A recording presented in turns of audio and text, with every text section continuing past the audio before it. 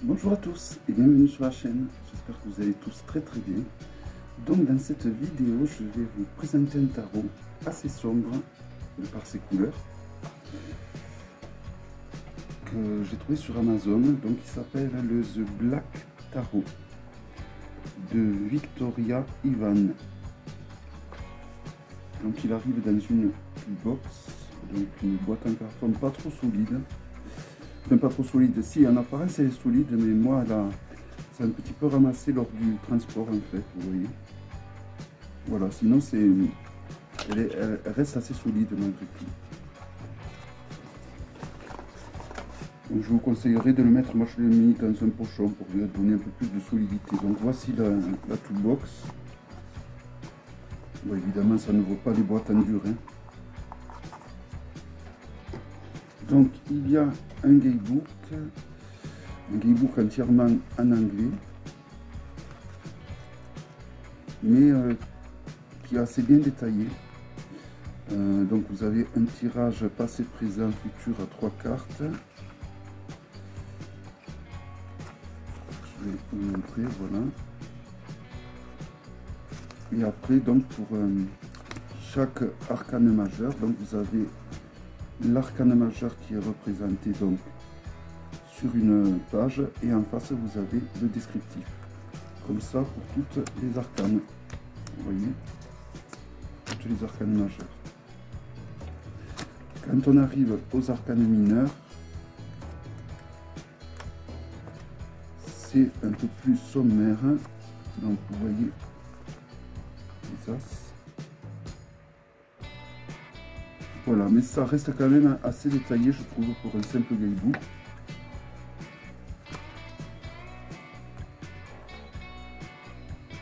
Voilà, donc après il est entièrement en anglais, mais c'est un jeu qui suit le Rider. Donc il a les contours noirs mat, qui va très bien avec le thème, hein. Voici le dos. Les cartes sont de très bonne qualité, franchement, il n'y a rien à redire à ce niveau-là, elles sont assez épaisses. Si on compare à un Grimaud,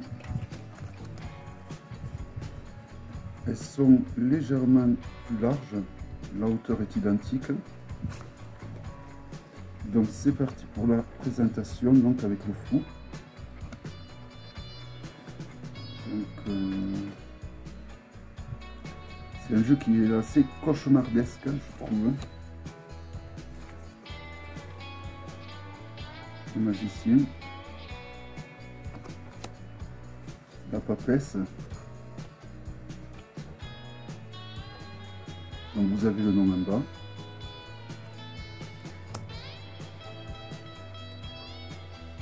Une impératrice. Vous avez le nom et le numéro également en bas. Le numéro écrit tout petit, hein. Oui.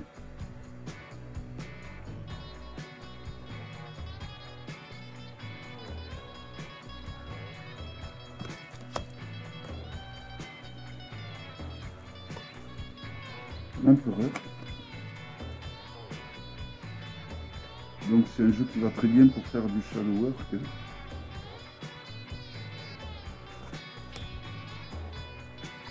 Le hiérophant.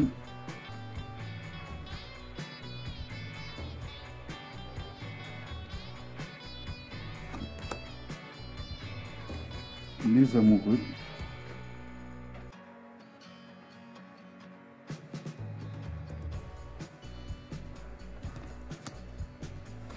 Le chariot. Dans cet arcane, je trouve qu'on ressent bien la sensation de vitesse, on fonce sans réfléchir, sans... je trouve que c'est bien... ces damiers font bien penser à ça. La force, donc comme dans un rider, hein, avant la justice.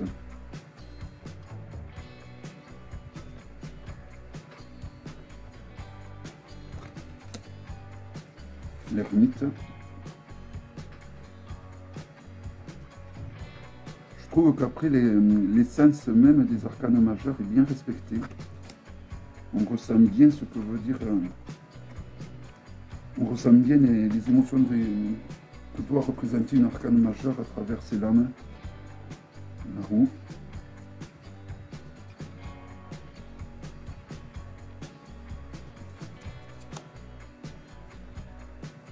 La justice.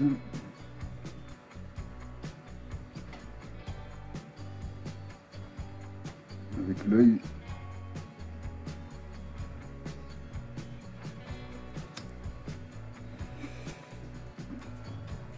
Le pendu.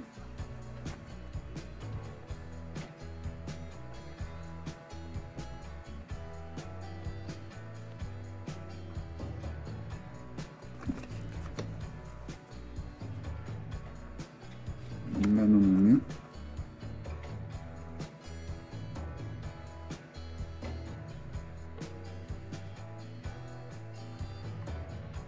Donc qui reprend les damiers du chariot, hein. La tempérance.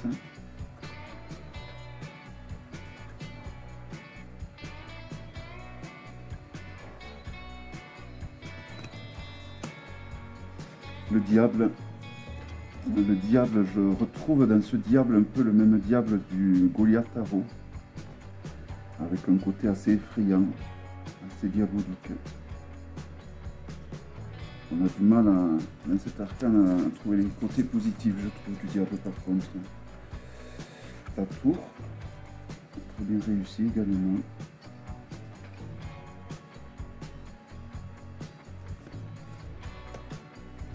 L'étoile.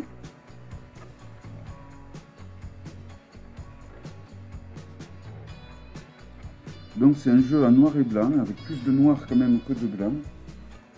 Bon, avec en passant par un dégradé, hein, donc en passant par le gris, le blanc. Mais il est vraiment très bien fait, je trouve. Et la qualité est là. Donc vous pouvez le trouver sur Amazon. Le soleil.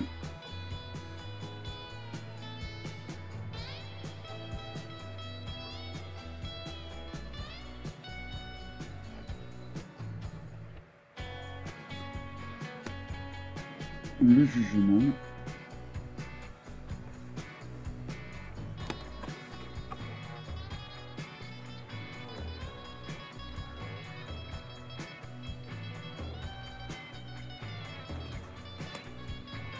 Et le monde.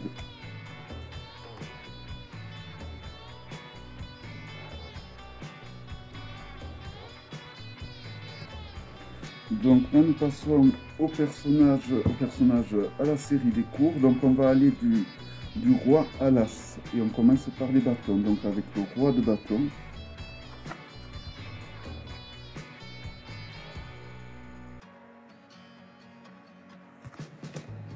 La reine de bâton.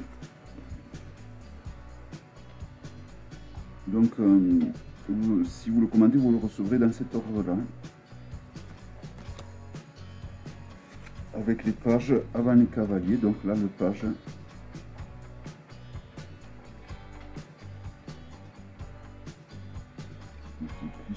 On a du mal à prendre. Et le cavalier.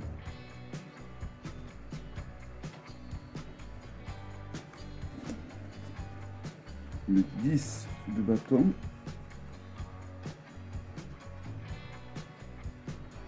Donc avec la fin des responsabilités.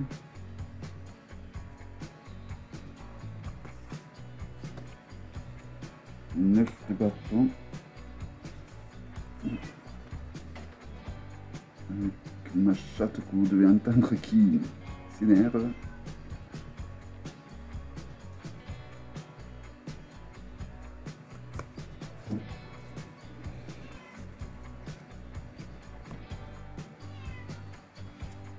Le 8 de bâton.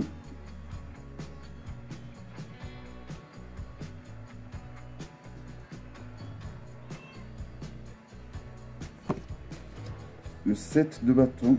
Donc là, dans le 7 de bâton, je trouve qu'on voit bien le côté compétition, lutte, tout ça. Toujours avec ces damiers. Ces damiers font bien ressortir un mouvement de vitesse, un mouvement qu'il y a une action qui se passe du moins.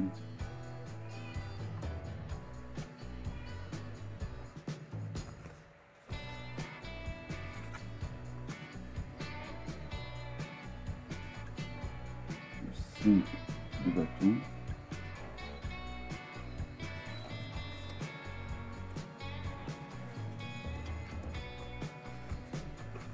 Le 4 de bâton.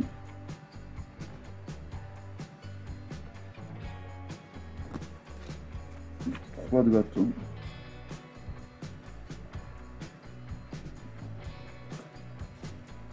Le 2 de bâton.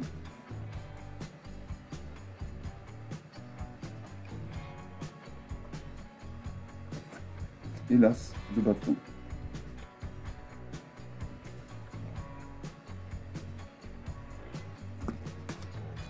Donc là, nous passons aux sphères qui représentent donc les deniers. Donc le roi. Je ne comprends pas trop pourquoi ils ont changé le nom de denier en sphère, parce qu'après, je pense que ça doit être expliqué dans le guidebook.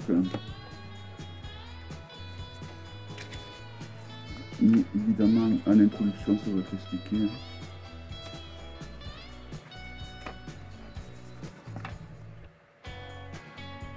Au début de la suite donc des sphères, évidemment. Mais bon, faut connaître l'anglais. Le page.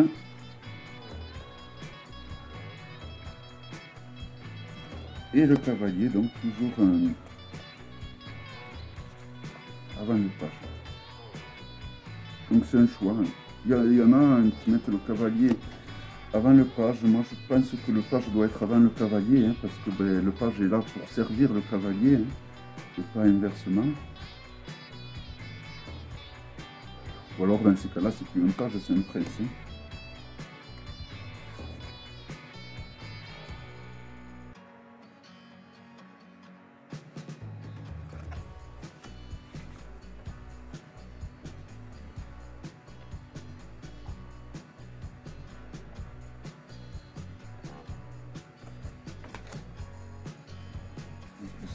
De denier. 7 de sphères, je vais avoir du mal à un peu les sphères. Voilà. Bon, c'est censé représenter la patience, l'attente, je sais pas trop. Le 6 de denier, je sais pas trop si on le ressent bien. Accepter de recevoir, ouais, là on peut bien le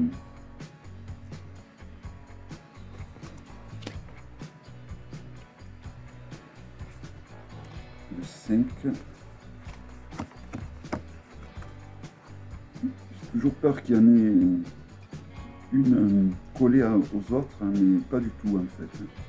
Mais comme le jeu est neuf, ça a tendance des fois à rester un peu, pas collé, mais on a tendance à en prendre deux.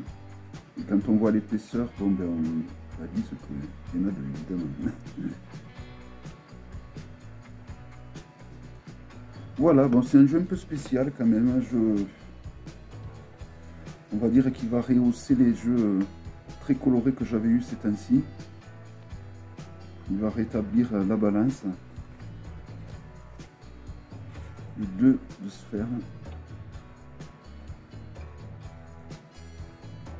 C'est chaotique.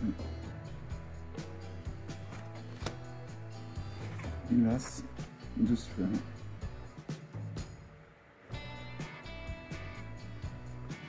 Je trouve que c'est un jeu qui a beaucoup... On dirait qu'il y a des effets spéciaux dans ce jeu.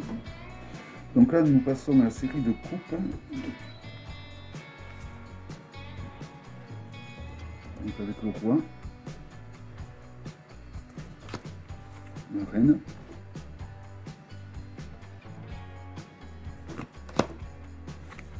Le valet ou le page.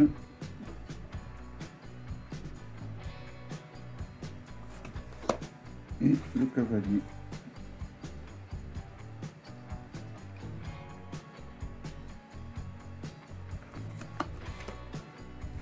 Le 10 de coupe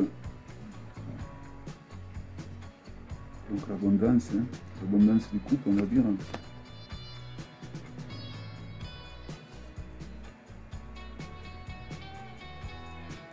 Le 9 de coupe qui est très proche au final du 10 de coupe. Hein.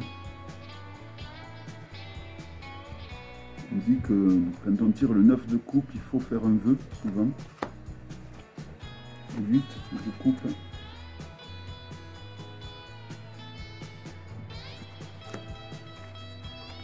Le 7 de coupe.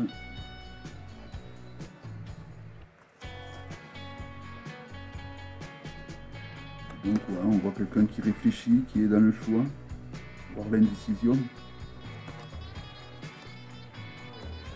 Le 6 de coupe.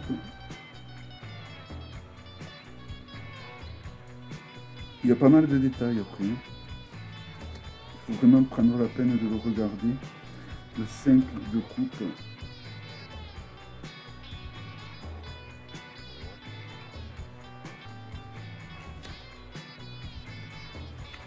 Le 4 de coupe.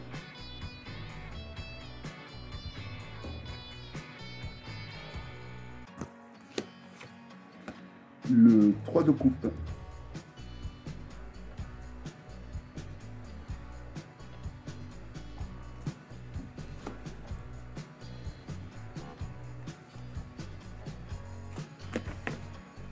Donc le 2 de coupe.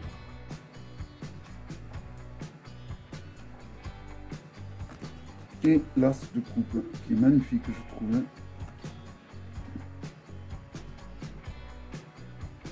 Donc nouveau départ, nouvel amour, nouveau passé, nouvelle passion, nouvel emploi de cœur. Et on passe à la dernière série, les épées. Avec le roi des épées. Donc on voit bien que c'est un personnage assez dur. La reine d'épée. Le valet d'épée. J'ai du mal à dire valet. Le cavalier des épées.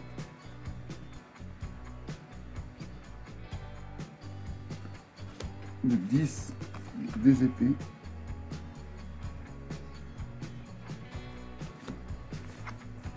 Le 9 des épées.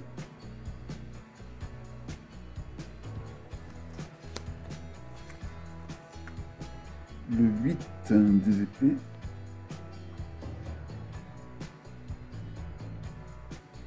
Donc le 8 d'épée représente souvent des blocages, le blocage mental. Hein. Le 7 des épées. Donc la tromperie. Le vol.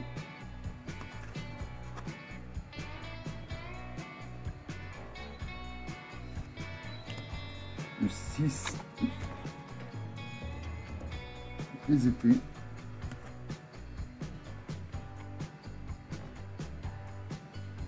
Je ne sais pas trop si tard avec les leçons prises du passé, ma foi, ouais, pourquoi pas. Il faut quand même savoir les significations du rider. On ne peut pas trop se repérer, je trouve, aux illustrations pour ce jeu. Disons qu'une fois qu'on connaît les significations, on peut se repérer aux illustrations des arcanes de ce jeu, mais je pense qu'il vaut mieux quand même avoir de bonnes bases.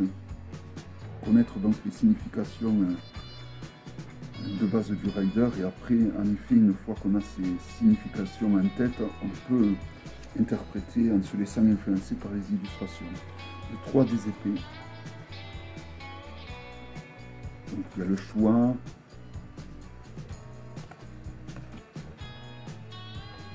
Le choix d'amour, la douleur du cœur, la blessure.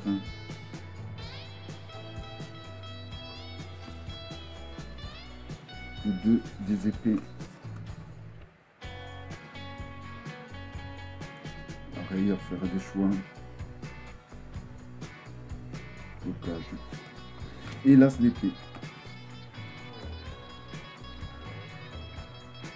Voilà, donc il s'agissait du Black Tarot. The Black Tarot. Voilà, un jeu vraiment qui est de très très bonne qualité. Vous voyez, il y a une épaisseur assez conséquente quand même. Voilà, j'espère que cette vidéo vous aura plu. Je vous souhaite à tous une belle journée ou une belle soirée. Je vous dis à bientôt pour une prochaine vidéo. Bye bye.